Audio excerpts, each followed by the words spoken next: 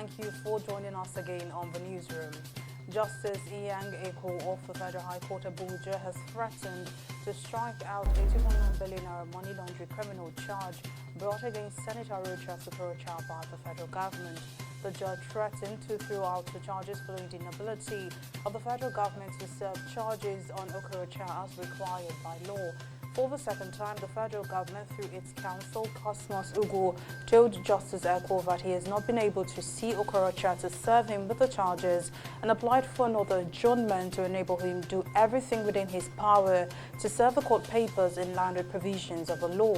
In a short ruling, the judge granted the request for the second adjournment and want the government's lawyer to demonstrate seriousness or else the case would be struck out.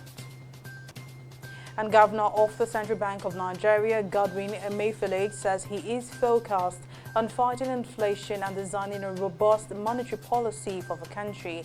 Reacting to reports regarding his rumored bid for presidency in 2023, the Apex Bank governor said his focus at this time is a robust monetary policy and fighting inflation, which is now a global problem, building a strong financial system in an increasingly uncertain global economy.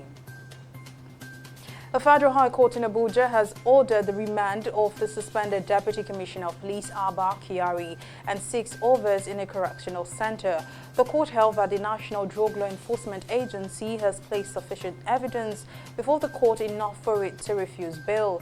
The NDLEA, in its counter affidavit to Kyari's bail application, held that it is inappropriate to grant bail to the applicant because of the facts and circumstances of the case. Emeka Wiche, the trial judge, agreed with the prosecution that the defendants are likely to interfere and undermine the trial. And Ghana on Monday reopened its land and sea borders after a 2-year closure as it lifted some coronavirus restrictions in an attempt to bolster a flagging economy. President Nana Akufo-Addo also announced in a televised address that the wearing of masks in the West African country is no longer mandatory as active COVID-19 cases drop below 100.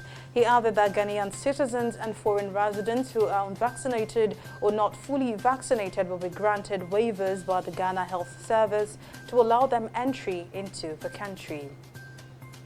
And in business, the Federal Ministry of Industry, Trade and Investment has unveiled the first ever Nigeria investment policy draft to stakeholders from northern Nigeria in Kano. According to the Permanent Secretary of the Ministry, Evelyn Ngige, the new policy draft will help both local and foreign investors to determine what Nigeria's investment policy is. And hundreds of Congolese have fled into Uganda following rebel attacks on their homes by rebel group M23.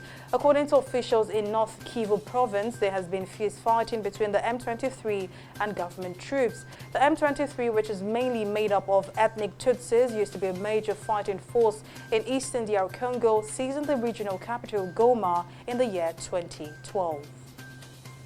And in sports, the Black Stars of Ghana are expected to arrive Abuja on Monday ahead of Tuesday's FIFA World Cup playoffs against the Super Eagles of Nigeria, built for the Moshood Abiola Stadium, Abuja. 25 players, technical crew members and officials of the Ghana Football Association will arrive at the Nnamdi Azikiwe International Airport aboard a chartered flight. Ocho Addo's charges were held to a 0-0 draw by the Super Eagles in the first leg last week Friday, and the overall winners of the contest will proceed to Qatar 2022. Well, that's the latest from the newsroom. Many thanks for watching. I am Mary Kanu.